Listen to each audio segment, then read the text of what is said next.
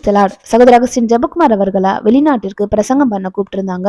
அங்க வாலிபர்கள் மத்தியில அவர் பேசுறதா இருந்தது. அப்போ அங்க சில வாலிபர்கள் முரட்டாட்டத்தனமா இருந்தாங்க. வீட்டிலுக்கும் சபைக்கும் அவங்க அடங்கவே மாட்டாங்க. ஒரே ஆர்ப்பாட்டம் பண்ற வாலிபரா இருந்தாங்க. அங்க இருந்த சில நபர்கள் அகஸ்டின் ஜெபக்குமார் அவர்கள்ட்ட கேட்டாங்களாம், அகஸ்டின் ஜெபக்குமார் அவர்களே, நீங்க பீகார்ல எத்தனையோ ஊழியங்கள் பண்ணிருக்கீங்க, துப்பாக்கி ஏந்தினவங்களுக்கு பிரசங்கம் பண்ணிருக்கீங்க, அவங்கள ஆண்டவருக்குள்ள வழி நடத்திருக்கீங்க. நீங்க ஏன் இந்த வாலிபர்கள் இடத்துல பேசக்கூடாது, இவங்களுக்கு ஏன் ஆண்டவரை பத்தி சொல்லி புரிய வைக்க கூடாது அப்படின்னு கேட்டபோது அகஸ்டின் ஜெபக்குமார் அவர்களும் ஓகே நான் பேசுறேன் அப்படின்னு சொல்லியிருக்காங்க. அதற்கு அங்க உள்ள நபர்கள் ஒரு கூட்டம் ஆயத்தம் பண்ணியிருக்காங்க. அவர்கள் மத்தியில அகஸ்டின் ஜெபக்குமார் அவர்கள் இளையகுமாரன் கதையை பத்தி பேசி முடிச்ச பின்னாடி, நீங்க என்னோட தனியா பேச விரும்புறீங்க அப்படின்னா என்கிட்ட வந்து பேசுங்க அப்படின்னு சொல்றாங்க. கிட்டத்தட்ட 60 வாலிபர்கள் அங்க இருந்தாங்க.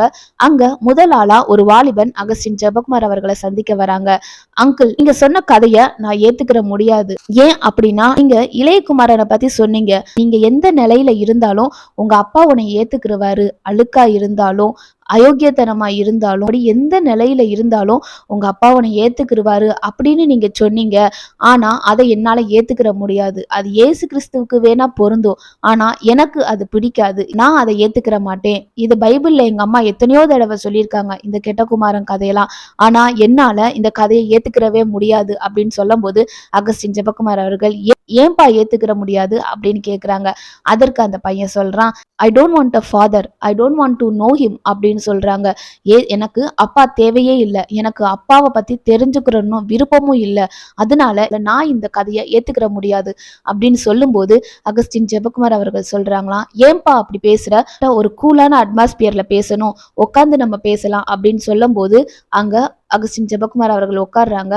அந்த வாலிபன் நான் உட்கார மாட்டேன் அப்படின்னு சொல்லிட்டு, சரி நீ ஏன் இப்படி சொல்ற, ஏன் அப்பா வேணான்னு சொல்ற அப்படின்னு சொல்லும் போது, அங்கிள் எங்க அம்மா காலேஜ் படிச்சு கொண்டு இருக்கும்போது, காலேஜ் போயிட்டு இருக்கும்போது பட்ட பகல்ல நடு ரோட்ல ஒருத்தன் மூஞ்சில மாஸ்க் போட்டு எங்க அம்மாவை கற்பழிச்சுட்டான். அவன் அப்படியே போயிட்டான். அதுக்கப்புறம் எங்க அம்மா ஓன்னு அழுதுகிட்டு வீட்டுக்கு வந்துட்டாங்க. எங்க அம்மா அப்படியே ரத்தத்துல வீட்டுக்கு வந்தாங்க. எங்க அம்மா ஒரு நல்ல கிறிஸ்தவ பெண், அதனால எங்க அம்மா அங்க அழுது ப்ரேயர் பண்றாங்க. எனக்கு ஏன் இது நடக்கணும், நான் என்ன தப்பு செஞ்சேன், என்னை காக்குற அந்த தேவ தூதர்கள் எங்க, ஏன் எனக்கு இப்படி நடந்தது அப்படின்னு கத்தி அழுதி ஜெபித்து கொண்டு இருந்தாங்க. கொஞ்ச நாள்ல எங்க அம்மா பிரெக்னென்ட் ஆயிட்டாங்க. அப்போ எங்க அம்மாவோட அப்பாவும் அம்மாவும் சரி நடந்தது நடந்துருச்சு, இதை நீ அபார்ஷன் பண்ணிரு அப்படின்னு சொல்லும் போது அதுக்கு எங்க அம்மா, that fellow he spoiled my life அப்படின்னு சொல்லிட்டு, அந்த நபர் என்னோட வாழ்க்கையை சீரழிச்சுட்டான், நான் என்னோட குழந்தையோட வாழ்க்கைய சீரழிக்க விரும்பல, அழிக்க விரும்பல, கண்டிப்பா இந்த குழந்தைய நான் வளர்ப்பேன், ஒரு நல்ல மனுஷனா வளர்ப்பேன் அப்படின்னு சொல்றாங்க. சொன்னதுக்கு மட்டும் இல்லாம என்னைய கஷ்டப்பட்டு வளர்க்குறாங்க. நான் சின்ன வயசுல இருக்கும்போது எங்க அம்மாட்ட கேட்கிறேன், அம்மா ஸ்கூல்ல எல்லாருக்கும் டேடி இருக்குமா, எனக்கு எங்கம்மா டேடி அப்படின்னு கேட்கும்போது எங்க அம்மாவோட பதில் என்னவா இருந்துச்சு அப்படின்னா, உங்க அப்பாவை தொலைஞ்சு போயிட்டாருடா, அப்பா நம்மளுக்கு இல்லடா அப்படின்னு சொல்லி எங்க அம்மா என்னை தேற்றும் போது எவ்வளவு வேதனையா இருந்துச்சு தெரியுமா. எங்க அம்மா எங்க அப்பாவை குறிச்சு என்னட்ட சொல்லவே இல்லை.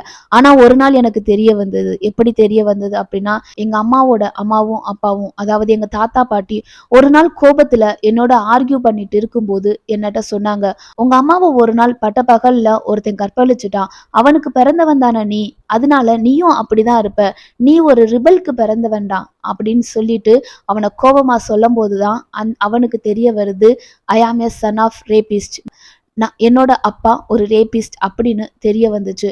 இதை சொல்லும்போது அகஸ்டின் ஜெபக்குமார் அவர்கள் அங்க சொல்றாங்க, சரிப்பா உங்க அம்மா சொன்ன மாதிரி உங்க அப்பா தொலைஞ்சு போயிட்டதாவே இருக்கட்டும், ஆனா உனக்கு ஒரு பரம தகப்பன் இருக்காங்க, அந்த தகப்பனை நீ பிடிச்சுக்கோ அப்படின்னு சொல்லும்போது அவனால ஏற்றுக்கொள்ள முடியல. இருந்தாலும் அகஸ்டின் ஜெபக்குமார் அவர்களும் அந்த பையனும் கைகோர்த்து ஜெபித்து கொண்டு இருக்கும்போது அங்க பரிசுத்த ஆவியானவரோட தொடுதல் அந்த பையனுக்கு இருந்துச்சு. ஒரு ஒளிய அந்த வாலிபன் சந்திச்சான். அந்த ஒளிய சந்தித்த அப்போ ஒரு வாய்ஸ் வந்தது. அது என்ன சொல்லுச்சு அப்படின்னா, accept me as your father, என்ன உன் தகப்பனா ஏத்துக்கோ அப்படின்னு ஒரு வாய்ஸ் கேட்டது.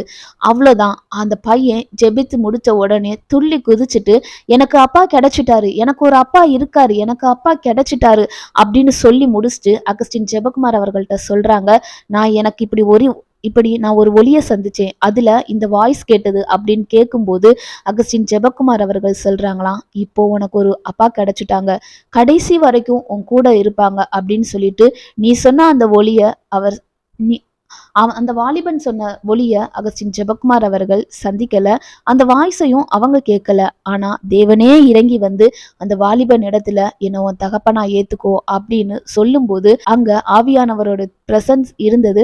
அந்த வாலிபனும் சந்தோஷமா கடந்து போனா.